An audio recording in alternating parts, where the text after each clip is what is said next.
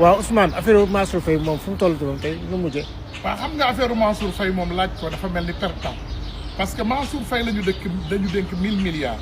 moom moo nekkoon ministre du transport ministre de l' infrastructure maanaam ministre du ciel et du sol comme Sénégal dañ ko doon wax kooku kenn waru koo caaxaane waruñoo nangu ay caution wu 2 milliards Mansour Faye envoyé leen ko prison te garder leen ko prison ba xaalis Sénégal bi parce que bandi yu toll noonu ñooy yàq réew mi gis nga bandi yu toll noonu tant que nag leen di layam-layame réew mi di dox Mansour garder leen ko prison mi ngi mandat dépôt waaye doyul yóbbu leen ko rëbës yóbbu leen ko fële ci paquetage Mansour Faye sentir bàyyi leen layam-layame bi ak bandi yi parce que réew mënta dox ak ay bandi yu ñuy layam-layame manoo sàcc ay milliards ba pare ngay joxe ay 2 milliards caution pour gën dem tëddi sa kër bu mu dem tëddi këram yooyu dafa war a jeex man bu doon man rek bracelet électronique yi sax da ngeen koy tegagum de côté di jàpp bandi yi di leen envoyé prison. salaamaaleykum patriote ziar naa leen bu baax a baax ki mooy Birane Ngom di rakku Farba Ngom donc moom le 19 bu lay passé lañ ko takkaloon bracelet électronique di ko toppee comme li ñuy toppee magam ci scandalu 125 milliards bi nga xamante ni rapport CENTIF la donc ci loolu ñu defoon ko su bracelet électronique moom ak beneen frère am bu ñëw Ismaïla Ngom donc tey dañu xëy gis suñu xarit Pape Moussa Sow mu expliqué ci que ni Birane dafa dem Maroc effectivement dafa dem Maroc mais dawul dafa dem Maroc ci liggéeyam parce que moom mi ngi liggéeyee caisse de sécurité sociale foofu lay liggéey moom moo yor lépp lu jëm ci affaire informatique donc foofu lay liggéey mais instant bi ni mission la fa dem te juge bi nga xam te ni moo ko inculpé ba takkal ko bracelet bi moo ko jox autorisation pour mu dem Maroc ci mission boobu dem pour ñëwaat donc balaa nit ñi di wax naan donc sécurité amul donc xam nga gars yi rek nit ñi comporté naka la mën a génnee nangam dëkk bi lii doy na waa balaa nit ñi di wax loolu pour rek ñu expliquer leen ni juge bi ko jox bi ko def su bracelet électronique nit moo ko jox autorisation pour mu dem ci mission boobu noonu ñëwaat pour ñu xamee ko noonu donc dawul am na autorisation pour dem ci mission. bu ma jógee fa dama ñëw ci Omar Sow donc jot nañ information ci ñu bëri ñu ni moom mi ngi sous mandat de dépôt instant bi nii pour diffusion de fausses nouvelles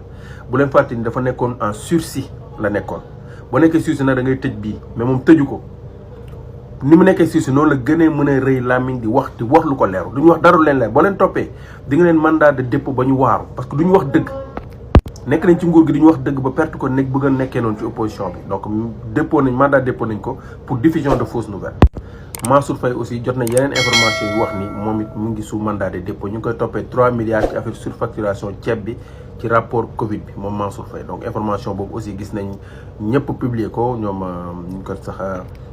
Ngoné Saliou ak gars yëpp publier nañ ko que ni Mansour Faye mu ngi sous mandat de dépôt 3 milliards et quelques ci affaire surfacturation lu jëm ci ceeb bi nga xam te ni moom lañ jagleeloon askan wi ci affaire Covid bi. lu jëm ci Samuel Sarr nag naa def vidéo spéciale wax ci yu am solo xam naa dinaa ko def tey parce que am na lu bëri man jàpp naa ni am na ñu ni Samuel déposé na beneen kii ni ñu ko sax demande pour génn man jàpp naa ni Samuel ba mu waree génn du tey te dinaa ci ñëw incha allah ci benn vidéo expliquer li nga xamante ni moom laa xalaat ci affaire Samuel Sarr patriote ci bañ cee juum lu jëm ci affaire Samuel Sarr du affaire état du rapport bu ko épinglé du dara affaire privé la entre ñoom ay associés ñoo jote ci seen biir du rapport bu ko jàpp du xaalisu état bu mu détourné du dara xuloo la xeex entre ñoom ñoo xamante ni ay associés lañ seen biir moom mu porté plainte keneen ki porté plainte ñu instruire plainte keneen ki nga xamante ni mooy Moustapha Ndiaye mooy ki nga xamante ni moom la ñu rapport bi jàppoon ci affaire ceeb bi ba mu joxe xaalis pour ñu bañ ko tëj kaso kooku moo plainte Samuel tam plainte ko donc Samuel dinaa ci ñëw daa ci détail leeral lu bëri parce que bëri dañ may laaj naa ma Samuel dafa déposé kii affaire feebar pour génn nangam mais li ma ci xam man vraiment juge bi yor affaire bi xaw ma lan moo tax mu tey fa ba léegi mais jàpp naa ne Samuel war a woon yàgg ni ci kaso bi te dinaa ci ñëw ak détails yu gën a leer. waaye maa leen siyaare bu baax Mansour Faye càmmelal Marème Faye Sall dégg naa door nañ ko ci kaso bi mandat dépôt man de wax dëgg yàlla gars yi kontaan naa ci ñoom fi mu nekk nii daal état bi nii muy doxalee nii daal kontaan naa ci lool. moo tax waa Pastef seen bracelet yi ngeen daan defar jamonoy xeex bi fi mu nekk nii nag da ngeen koo war a defar indiwaat yeneen yoo xamante ni maanaam da ngeen ciy def ku d'accord ci liggéeyu Sonko ak Diomaye rek Sénégal vision 2050 ngeen jaayee ko 1000 francs bu ko defee patriote yi jënd sax financé waale projet bi tuuti sa waay yéen nag affaire bi jeexugut yooyu noonu dafay baax parce que gars yi dañ naan ay booy yi dañoo découragé wu dañoo kii mais bu ñuy defee fu ñu tourné rek nañ daan def buñ demee ci benn place bëgg leen a jox parrainage gis sa photo Sonko baa gis fa ku takk bracelet dañuy découragé wu fi mu toll nii maanaam noonu ngeen war a def defar leen ay bracelet ngeen jox ñu. salaamaaleykum waa ma ne yéen ñi nga xam ne nag yéen ñi may topp yéen sama statut kii yi may topp daal laa bëgg a wax xam ngeen li may bëgg a wax yéen ñi nga xam ne yéen a may topp di xaar information yi di jóge ci man di ñëw ci yéen te man mi ngeen di topp jàngu ma xàmmee ma lettre yëpp oo laa ci xàmme ak yi bi ci gën a yomb loolu laa ci xàmme mais man ngeen am confiance ba topp ma moo tax tey damaa ñëw pour wax leen tey li nga xam ne moo daanu fële ca tribunal kii ngeen di gis nii ci suuf nii baram kanam gu xonk gi moom te teewoon ko fan yee def nañ ko mandat dépôt moom nag mooy doomu milliardaires yi fekk na seen i baay Mansour mi nga xam ne nag moom la ñuy wax Mansour ceeb ca Covid ba xaas bañ ko joxoon da ko luuba tëj nañ ko si dañ ko yóbbu mandat dépôt sur circulation moom la def ñu yóbbu ko moom mooy rakk Marème Faye Sall mooy ki fi nekkoon ex première dame kon nag yóbbu nañ ko beneen milliardaire dem na fekk ay mbokk milliardaire nii la da ngeen am jom nii la yéen a nekkoon di lekk xaasu askan wi kon nag da ngeen mën a dem tëbëg see ji fële ne ndeysaan yàlla suñu borom milliardaire yaa ngay dem de waxoon naa leen ko de balaa tëbëg si di jot milliardaire yi dinañ fa bari de foofu dina xumb nii la rangaloon leen rek lii rek lañ doon xaar kon nag muy information boo xam ne moom laa leen indiloon sama gars yi merci beaucoup maa ngi leen di remercier je vous remercie vous tous kontaan naa ci yéen ndax topp leen kenn ku du Mama Bëgg Fall bi nga xam ne xàmmewul or donc la xàmmee ci lettre yi ak i te tew am ngeen ci moom confiance kon confiance bi ngeen am nii ci man yàlla ngeen am jàmm daal jërë ngeen jëf lii moo fi xewoon tey ji ci lënd bi ma joxoon leen ko yaa ngi. Marème Faye Sall, épouse de l'ancien président du Sénégal Macky Sall. Mansour Faye, frère de l'épouse de l'ancien président du Sénégal ou bien beau-frère de l'ancien président du Sénégal. Aujourd'hui, il a été convoqué en justice pour une affaire de détournement de deniers publics. Mais il y a une question à travers une action venue de Marème Faye Sall qui pousse tout le monde à s'interroger. Marème Faye Sall a mis sur la table une caution de 2 milliards de francs CFA pour éviter que son frère n'aille en prison. 2 milliards de francs CFA. Il faut rappeler que la fonction de première dame au Sénégal n'est pas rémunérée. Donc, Marème Faye Sall, pendant 12 ans, n'a pas de fonction rémunérée. Et les gens s'interrogent aujourd'hui dans la presse sénégalaise. Ils disent, comment une personne qui n'a jamais travaillé, qui n'est pas héritière, qui n'a pas de grandes entreprises, en 2000, ils étaient locataires dans un 2 pièces, 3 pièces. Aujourd'hui, comment cette personne-là, après 12 ans au pouvoir,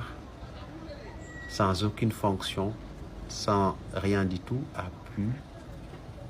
donner une caution cash de 2 milliards de francs CFA. Ce n'est pas la première fois que la famille donne une caution pour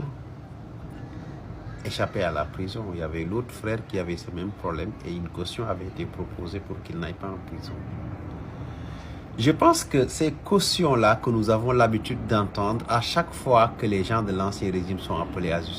en justice révèlent exactement la nature des personnes qui nous ont dirigés pendant 12 ans. Oui. Pendant 12 ans, on a été dirigé par des gens qui se servaient. Sans problème. On a vu des gens qui sont poursuivis pour une affaire de 125 milliards. Ils nous proposent une caution de 400 milliards. Vous voyez? 400 milliards. On vous dit, monsieur, vous me devez 10 000 euros. C'est pas grave. Je ne veux pas aller en prison. Je vous donne 40 000 euros. Alors que tu n'es pas salarié. Ah, mon porte-monnaie, je l'ai perdu devant l'immeuble.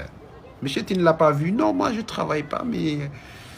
vu que je suis convoqué à la prison, je peux donner une caution de 10 000 euros. Je suis chômeur, je ne travaille pas. Et je n'ai pas ramassé ton porte-monnaie qui avait les 25 000 euros. C'est exactement une image comme ça que je peux donner pour vous expliquer ce qu'au fond, ce qui nous dirigeait il y a longtemps. Et c'est pas joli, c'est pas beau, c'est horrible. On a été doués pendant 12 ans. Même je dirais pendant 20 ans. Les gens qui nous dirigeaient n'ont pas de pitié. À chaque fois qu'on les demande de venir justifier un détournement dont ils sont à l'origine, ou bien de nous expliquer pourquoi ce rapport ou tel rapport vous a cité pour des affaires de détournement. Il nous dit non. Avant de dire même que c'est pas moi, ils te disent je peux donner temps pour éviter d'aller en prison.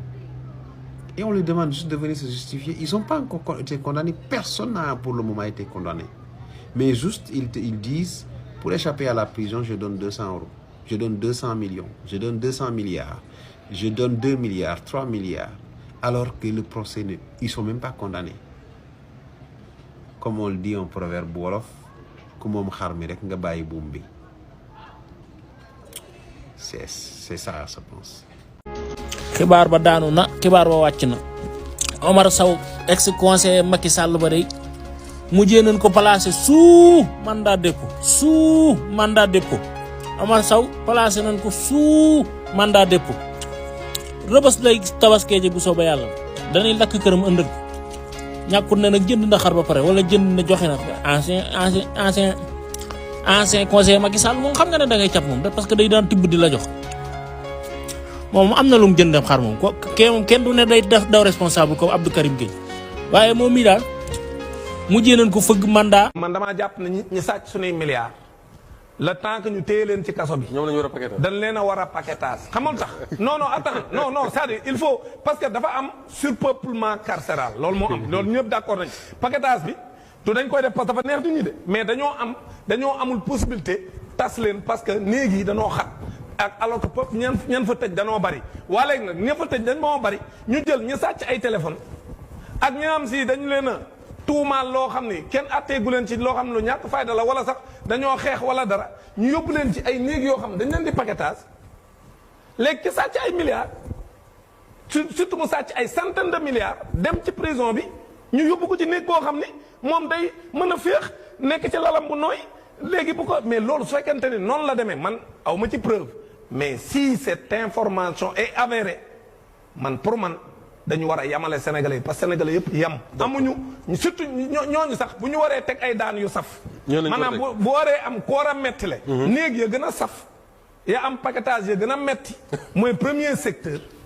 man jàpp naa ne ñooñu fa lañ leen war a yóbbu en attendant ñu leen di àtte parce que nag gis nga réew mi ñun ñëpp ñoo yem waruñu yem loolu tax man d'accord ma ci ñuy beddi ay sénégalais yoo xam dañoo jàpp ne parce que amoon nañ ay responsabilité que dañ leen war a teg ci. parce que Dame Mbodj li ngay wax neexul dégg peut-être mais tey da ngay gis koo xam